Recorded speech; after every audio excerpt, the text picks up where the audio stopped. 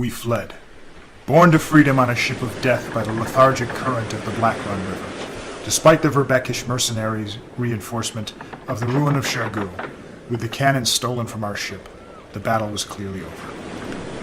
If the Fishingham rebels had not been crushed completely, the insurrection had certainly moved away from the city. Merchants and laborers had returned. New thatch adorned the rooftops, and children and washerwomen washed from the riverbanks as our battered vessel crept past. Lady Cholera no longer haunted the gutters. I hoped that my companions would exercise the good sense not to divest ourselves of the bodies of my former crewmates, where the populace might witness the act. A hope and trust that proved well-founded. Weariness tugged at my hand on the tiller. We'd had no rest in the hours since venturing into the forest in search of the lost company. Between trekking through the wilderness and the battles with the rebels, and hours lost in the black halls of haunted Chergou, I was shackled by exhaustion. Alas, my remaining companions had no experience with ships, and a winding river is no place to study the art. Thus I stood fast at my post while they took their well-earned rest. My watch would be long, longer given the toll the strange fluids and terrors had taken on my constitution. But freedom beckoned, and I had the will to answer. I confess I feel some guilt over the loss of our comrades. We'd known Sir Richard's mental state was less than wholesome. How could it be otherwise in the face of such experiences? Yet the extent of his derangement still came as a shock. To so brazenly assault an enemy encampment as he had was something none of us had been prepared for. I pray that Sir Richard's soul has found rest now. The hell of it being trapped forevermore in that place is unthinkable. Still, the thought of an expedition to retrieve his mortal remains and lay them at rest fills me with a horror that cannot be described with quill and ink. As to the fate of the Rich Louise Minuteman Montblanc, I know still less. While he charged after Sir Richard into the fray, I am nearly certain I espied him aiding the Verbekish in their efforts to restrain Sir Richard. I know not if I should call it an act of madness or of treason, and hate to think either of one who had been such an excellent stalwart traveling companion. May gods have mercy on poor Montblanc, for I expect none from the mercenaries. We have since reached open water. The monk, Sposato, has relieved me at the helm. My bunk looms invitingly as I pen this, and I find I lack the power to resist its siren's call. Thus I close my first, and possibly last, entry as acting captain of the Meluson's Distress.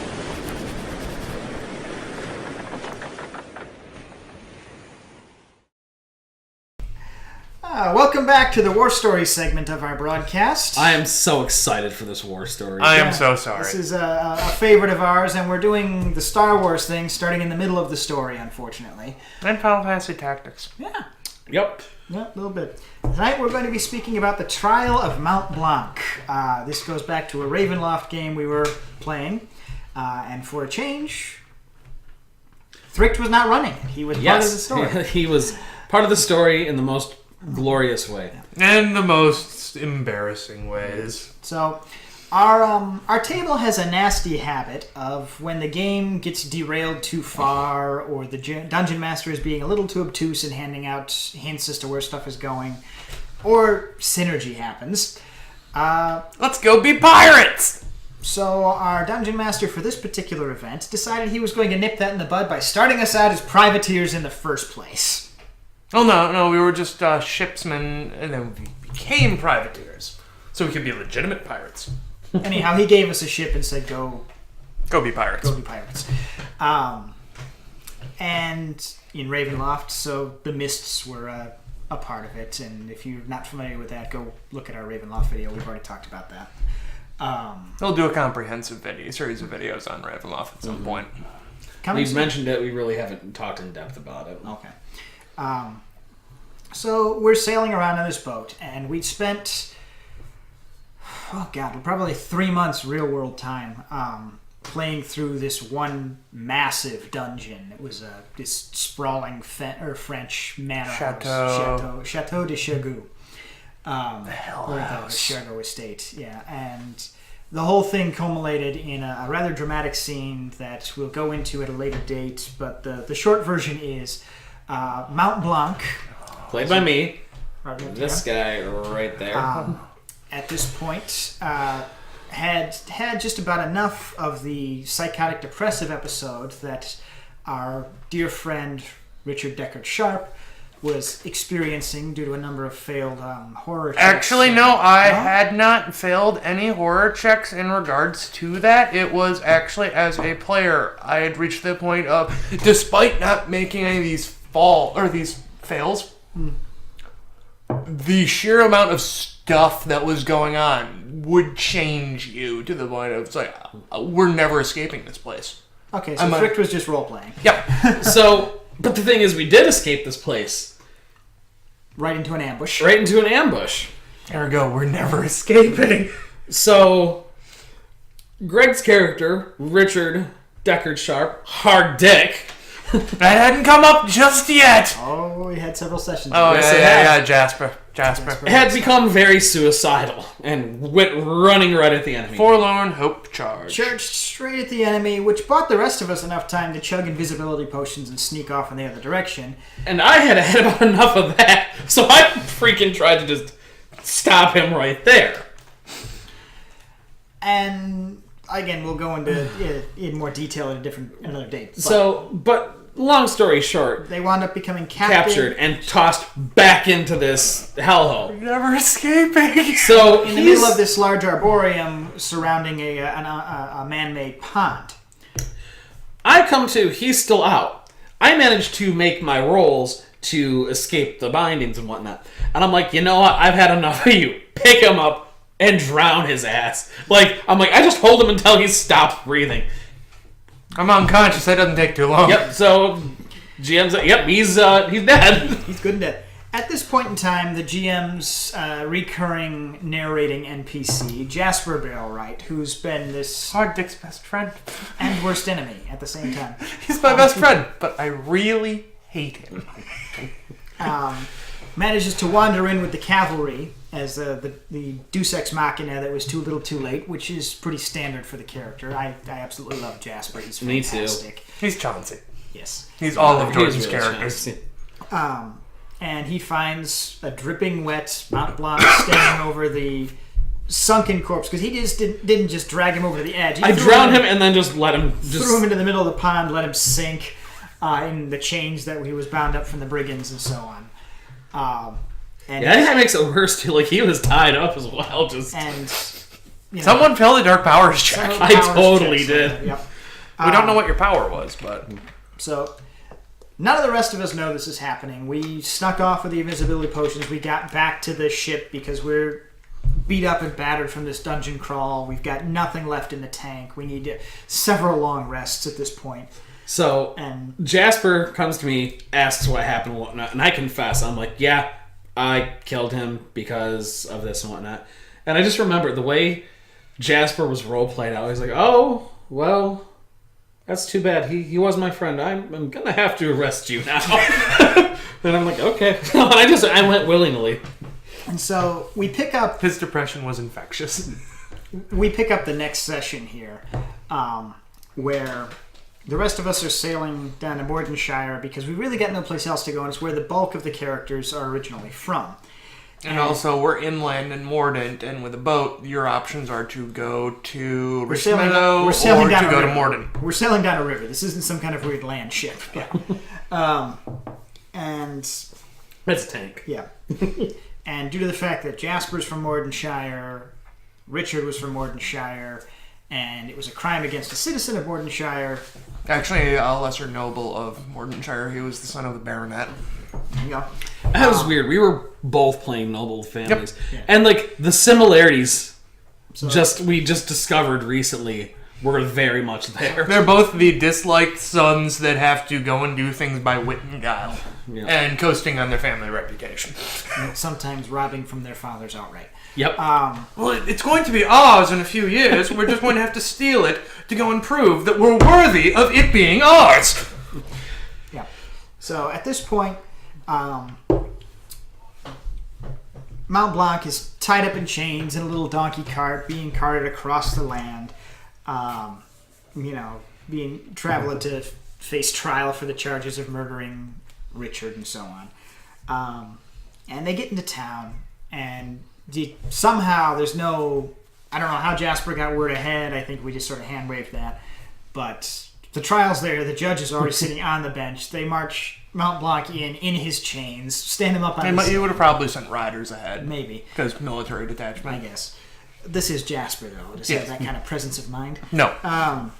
Yeah, and he's brought into court in front of the Right Honorable Lord Godfrey Berryshocks, because our dungeon master has a way with names. And Shocking. There's just rumors flying around town that he's going to be put to death by firing squad for his crimes.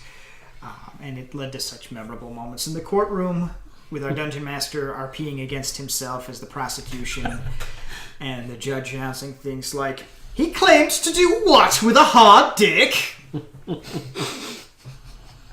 At this point, Richard wakes up in the woods just outside Mordenshire wearing nothing but torn purple pants and with bits of deer fur in his mouth. Because if I remember actually, it wasn't as soon as we got back to the town that their trial was. It was being held the next day. Mm-hmm. They were detained overnight. Okay. Well, I know we sailed for 2 days. That was possibly longer because of the fucking mists. Mm-hmm. And so on. And Dick walks right into town, right up to the House of Commons in nothing but his torn purple pants and asks the guard, "What's going on?" And he's informed of the trial and process, so naturally... He goes home. He goes home and gets some clean clothes to wear so he's properly attired. But maybe buggers a maid. Or two. Meanwhile, the judge is asking Mount Blanc, "Do you have any witnesses to call in your defense, sir?" And I stand up, puff out my chest. No. In a French accent. At this point, because we're playing fast and loose with travel time here, Richard gets back and enters the courtroom as flamboyantly as can be imagined. And then Jasper gets up and exclaims, "Good Lord! It's Hard Dick! Hard Dick in the flesh, standing straight as ever!" He's gonna leave you hanging? He's gonna leave me hanging. So I'm gonna... there you go. Right there. Don't you know, Jasper, it's going to take a little... it takes more than getting a little wet to topple Hard Dick. You can see the tone of this particular ongoing. Oh, jeez.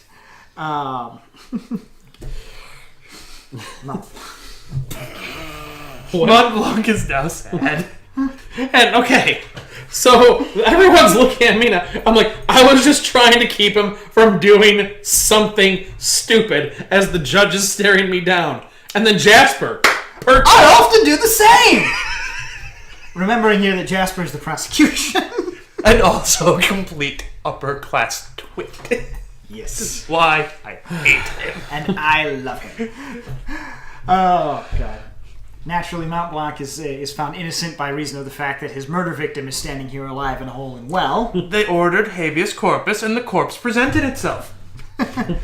So the prosecutor decides that the only way to celebrate this is that we have to go down and throw a party at the Juniper Club. Only conceivable way to resolve this. I hate the Juniper Club. So let's take a drink for Hard Dick. Raise a glass to Hard Dick. The whiskey imbibes the spirit, but it weakens the flesh, so there won't be any Hard Dick. Or as our frontline warrior, Leanne, was fond of saying, as they were discussing the relationship as schoolboy pals between Jasper and Richard Sharp. At some point in his life, every boy goes to school with Hard Dick.